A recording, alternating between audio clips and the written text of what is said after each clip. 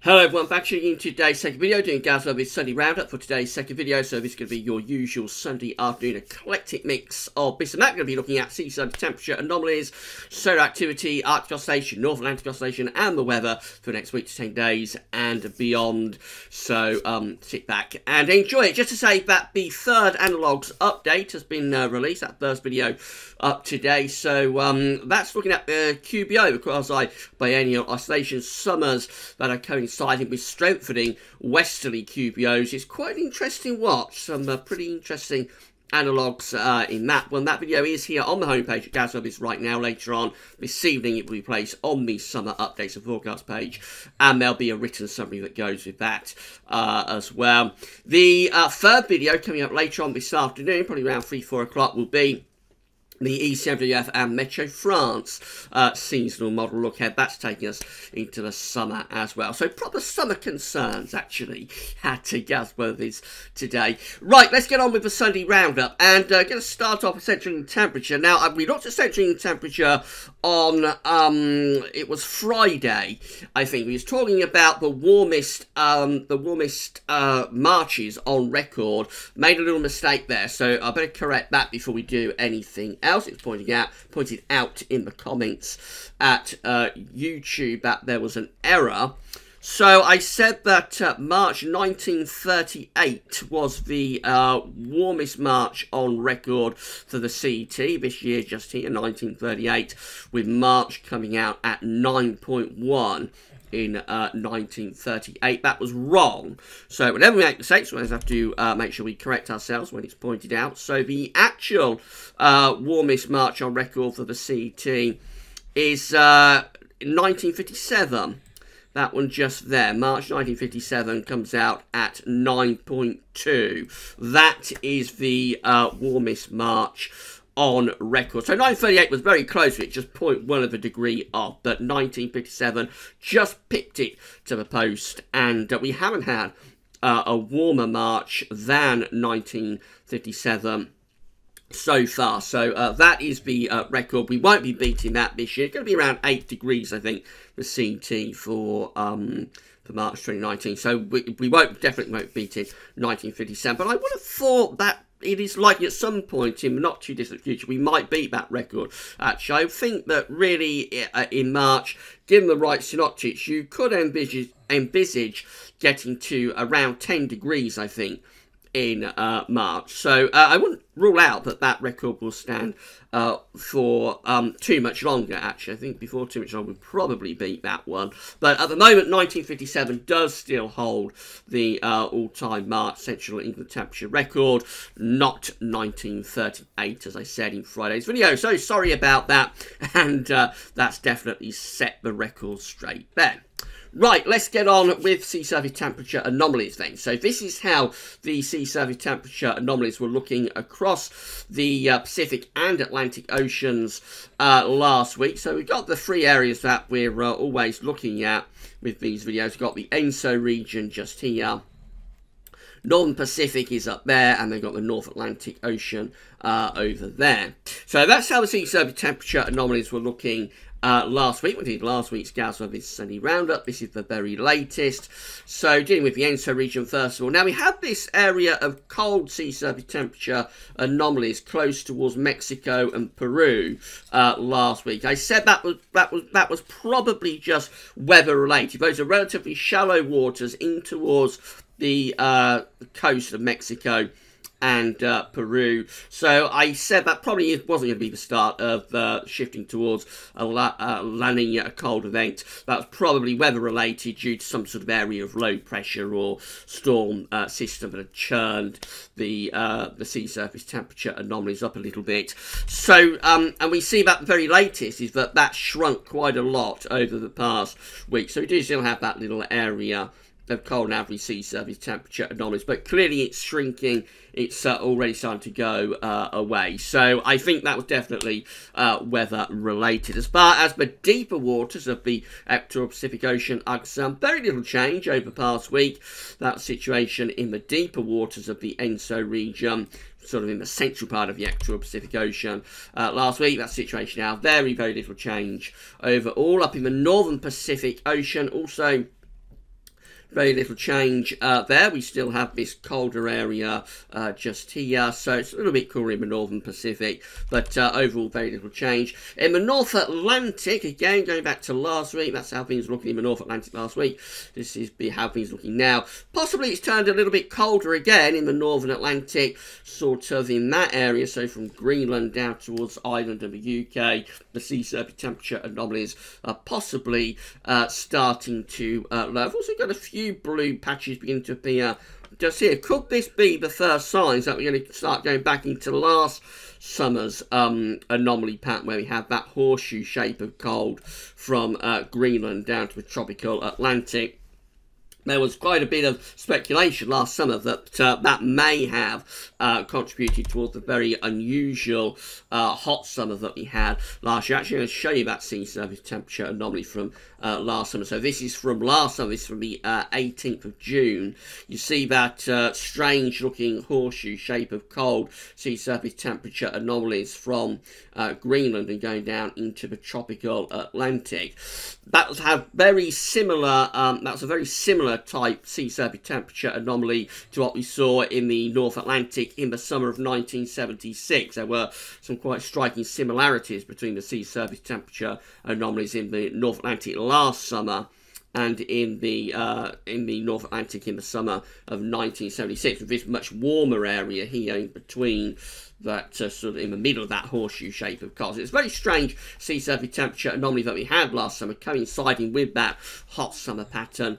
Of course, we're a long way from that at the moment. We don't have that sort of horseshoe shape of cold, but definitely things are turning a bit cooler again up here in the northern Atlantic, and we maybe start to turn a little bit cooler down in the tropical Atlantic too. So I'll have to watch what's going on there as we go through the next couple of months. Are we going to get that cold horseshoe shape pattern of sea surface temperature anomalies reappearing? We'll have to wait and see where that's going. At the moment, we're a long way from it, but just watch your space on that one.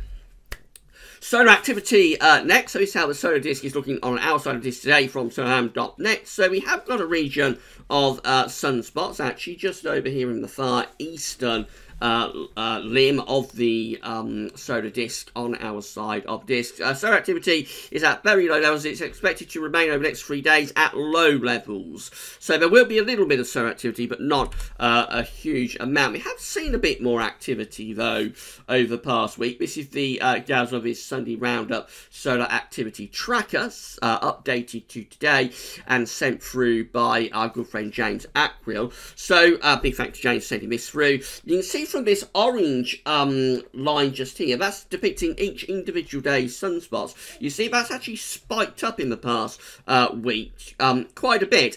We've actually seen our most active period of solar activity since just here, and that takes us right way back to June last year. So we've had our most active period of solar activity, albeit this is at a very low level, of course. Got to bear that in mind. We are talking about an active period, but also a very low level of activity, if you see what I mean.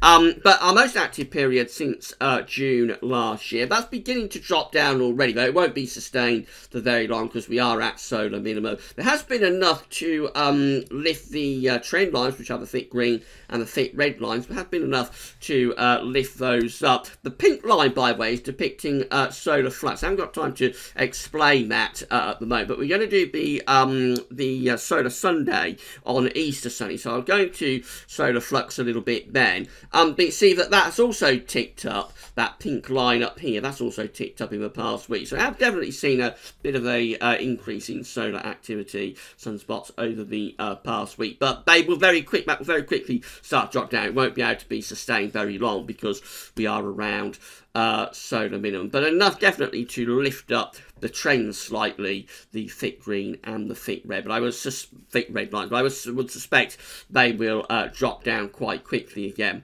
over the next couple of weeks probably.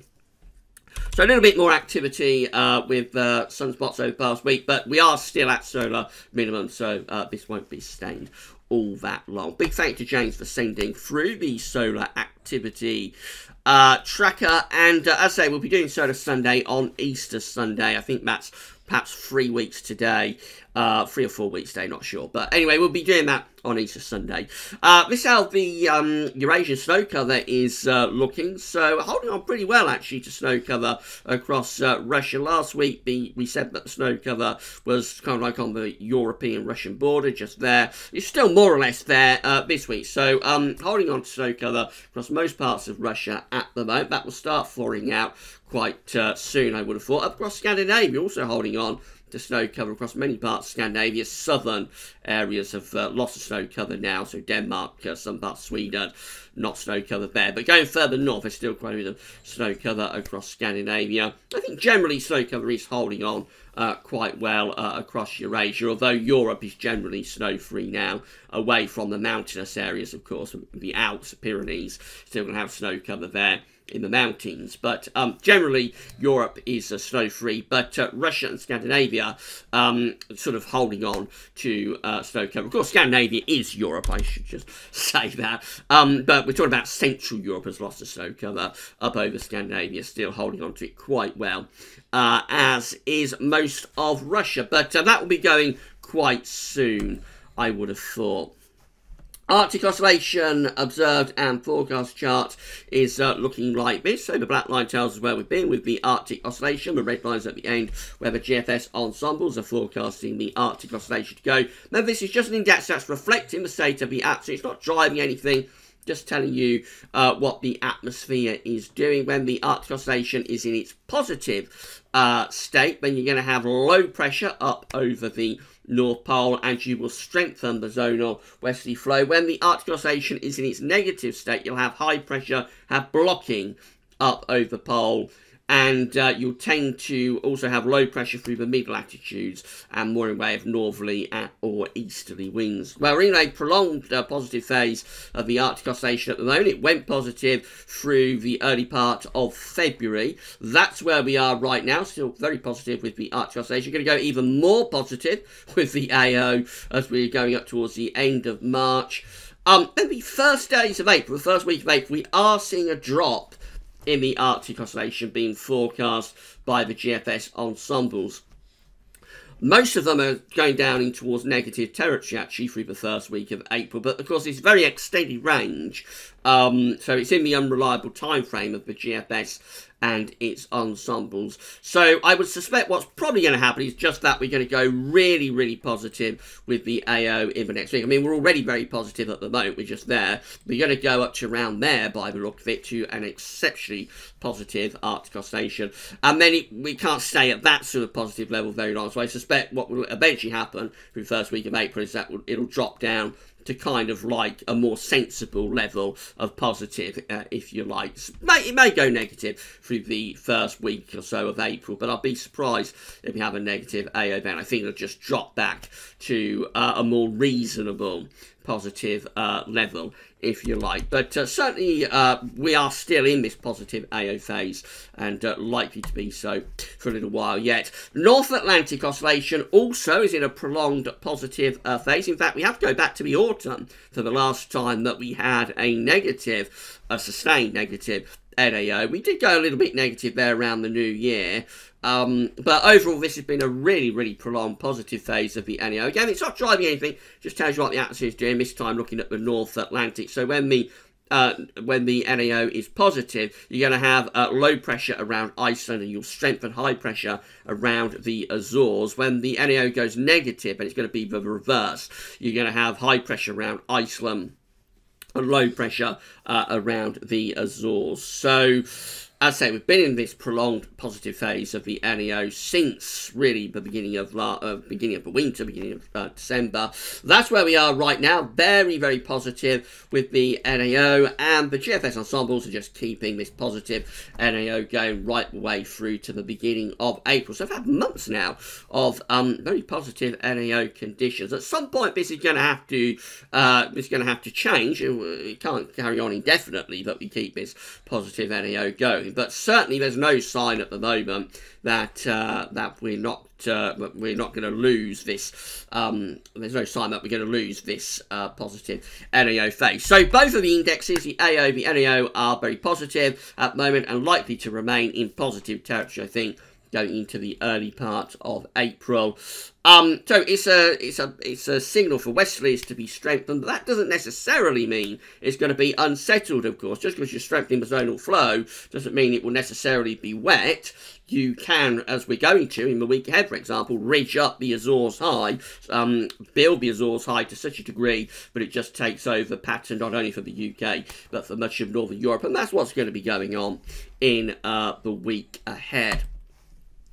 Let's do some forecasting. This is how the GFS upper air temperature and precipitation ensembles are looking today. So we're looking at Burnley in the north of England. Again, another suggested place on our list of suggested locations for this part of the video. So red line here is the upper air temperature, 30-year upper air temperature average for Burnley. It's a little bit cooler than average at the moment, but we're going to be going warmer in the week ahead. Temperatures will be lifting up. Actually, you could see temperatures going into the mid to upper teens Celsius in the second half of this week. Almost a little bit of a taste of summer, but we did have that, of course, at the end of February as well. Through to the first week of April, this period just here, there's a decline in the upper air temperatures taking place, so it's going a bit cooler through the first week of April, but not too far from the 30-year average. I don't think it's going to be going particularly cold in the opening days of April, just a little bit cooler compared to the warm temperatures that we got coming up later this week. Precipitation-wise, also signs of a change, really. So for the next few days, going up to the end of March, basically, it's completely dry. Excuse me. The very last day or so of March and through the first week of April, going a bit more unsettled. There are precipitation spikes coming through. You wouldn't necessarily say it's all that wet, but it does look as though it's a little bit more changeable and slightly cooler through the first week of April. But I don't think high pressure is going to be all that far away, to be honest. Temperature anomalies from the 24th of March to the 1st of April, very close to average. Perhaps surprisingly, maybe a little bit on the cooler than average side. I wouldn't expect that to be a little bit warmer than that. We're probably going to get some fairly chilly nights, though, in the next couple of nights. So that may be pegging the temperature anomaly back a little bit. Certainly, I've got some warm days coming up later this week. Precipitation anomalies, very dry from the 24th of March to the 1st of April. Much, much drier than average. Any change to something unsettled is further on into the first week of April. Over in America, that's how the temperature anomaly is looking there. So most parts of the states looking rather cool, actually. Many of these southern and southeastern parts of America looking a bit cooler than average and going up to the eastern seaboard as well. Quite cold out in the Pacific Northwest too. In between through the Midwest, it's a bit warmer through those areas. Precipitation-wise, very much varying from state to state. So the east and the southeast looks quite dry. This Pacific Northwestern area looks a little bit wetter than average, going down in towards the Southwest America. It's drier than average there. It does very much vary from state to state, though. This is how the GFS operational run is looking for Wednesday. High pressure is over top of the country, going to bring lots of dry and increasingly warm weather through to the end of the week. As this high pressure begins to drift into eastern parts of Europe, it will start to pull up some warmer air from the south. So I reckon temperatures could go up to mid to upper teens Celsius by the end of the week. But then into next weekend, we start to move cooler air in from the Atlantic, probably with a band of showery rain on Saturday.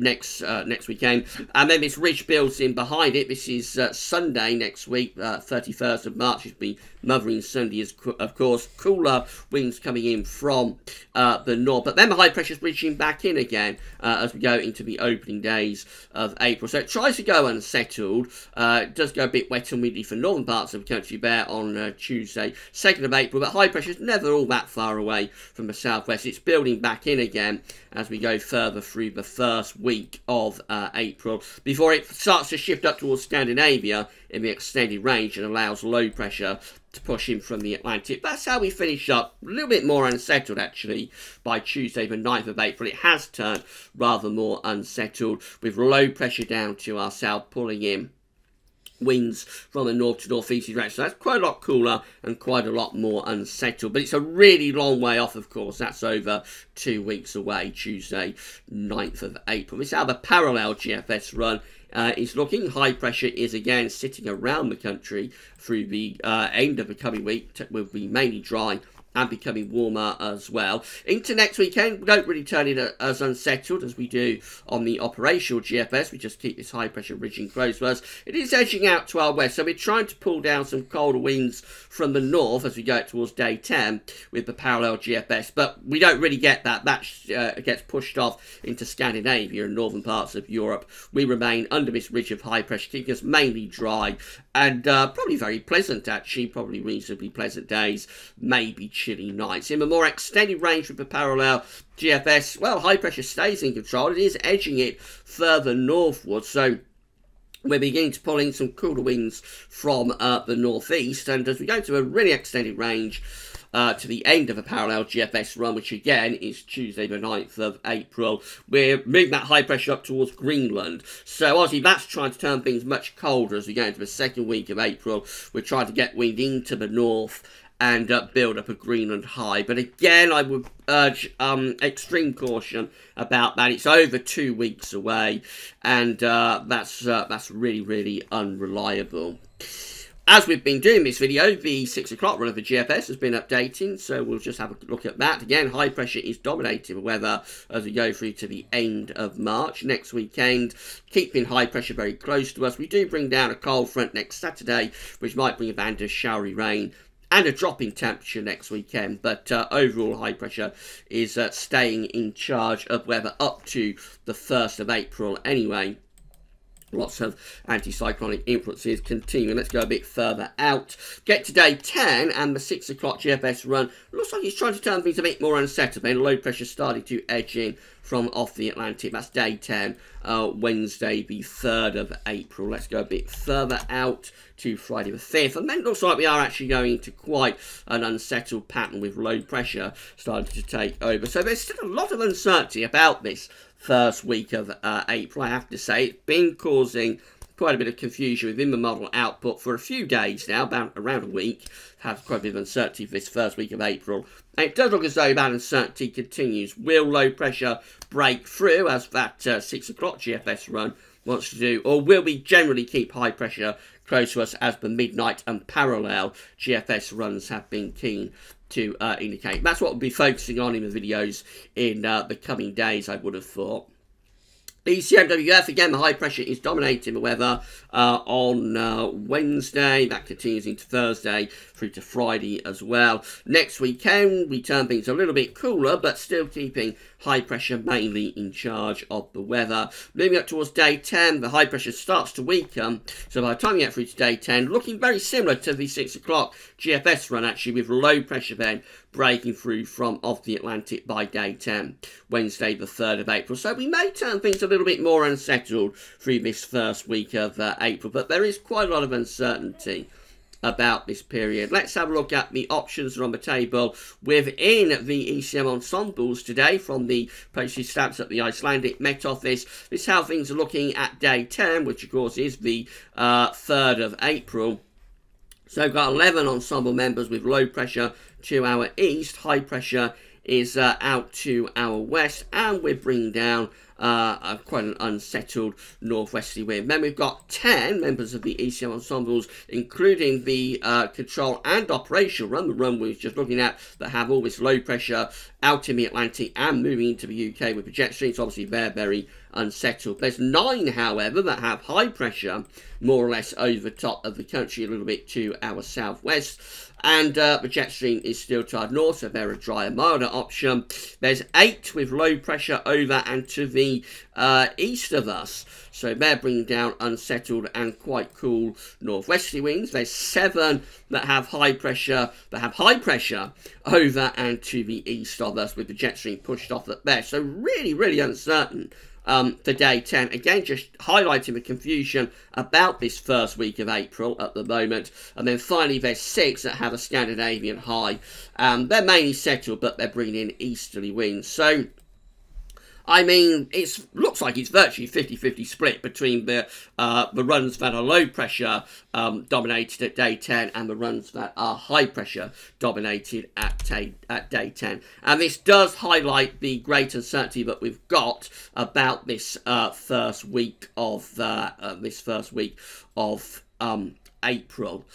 Going a little bit further out to 2 weeks away, these are the options that we've got for the 8th of April. So it looks like whatever happens at day 10, actually going further out into the first week of April, the ECM ensembles then are keen to have high pressure taking over. So we've got 31 members of the ECM ensembles that have high pressure up over Scandinavia, with low pressure sort of pinned back in the middle of the Atlantic. So these ones will be bringing east or southeasterly winds, settling down.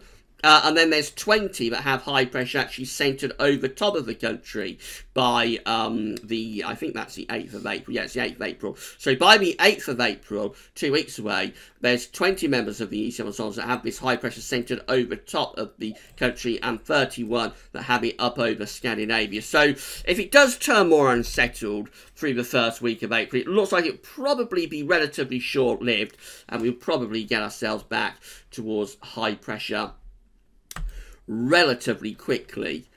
Let's just have a look at CFS V2 before we go. So these are 500 millibar heights broken down into week pairs. The first week pair will take us from the 24th through to the 30th of March. The coming week will be dominated by high pressure centred almost over top of the country, or centred over top of the country. Low pressure is up to our north with the jet stream pushed off up there. So lots of dry and pretty mild, if not quite warm weather coming up.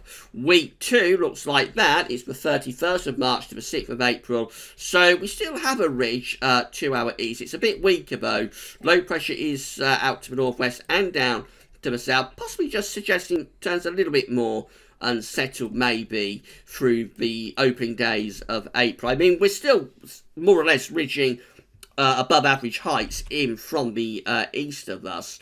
But it's quite a bit weaker compared to week 1, so I suspect it will be a little bit more unsettled there as we go into week 2. But by the time we get through to week 3, which is the 7th to the 13th of April, this big ridge across Scandinavia and to our east is taking over. Low pressure is out to the northwest. So I suspect any sort of unsettled weather that does occur in the first week of April is relatively short-lived, and then we're back to high pressure to our east, bringing up dry and relatively warm southeasterly winds. And this goes on into week 4 as well. This is the 14th to the 20th of April, with a big Scandinavian high, bringing in lots of dry weather and winds from an east to southeasterly direction. So the trends are definitely there for quite a lot of dry anticyclonic weather through the course of April. This is how the 700 millibar height anomaly is looking with the CFS for April. Do not be surprised that it's placing this area of high pressure above average heights to our north and to our east. So it's basically forecasting quite an easterly or southeasterly dominated month, which you would have thought is a relatively dry and quite mild or warm signal really for April. Temperature anomalies are being forecast for April by CFS today to be close to average, a little bit milder than average for northern parts of the country. Very mild warm month being forecast for most of northern Europe. And precipitation wise, still very weak signals actually for precipitation. No real signal, although most parts of northern Europe are being forecast to be quite dry, which you would expect, of course, if you've got a big ridge of high pressure sitting across the north of Europe. Right, that's brought you up to date with all of the latest developments then. So that's the GWV Sunday Round-Up done and dusted for this week. Do it all over again next Sunday, of course. Don't forget to check out those summer analogues. The video is here on the homepage, so have a look at that. It'll be placed on the summer updates page later on today. And coming up in an hour or so's time, couple of hours' time, we'll have the ECMWF and Meteo France seasonal look ahead. That takes us through the rest of the spring and through the summer as well. So that's going to be quite an interesting view, probably around 3 or 4 o'clock this afternoon. Right, that's all for now though, and thanks for watching.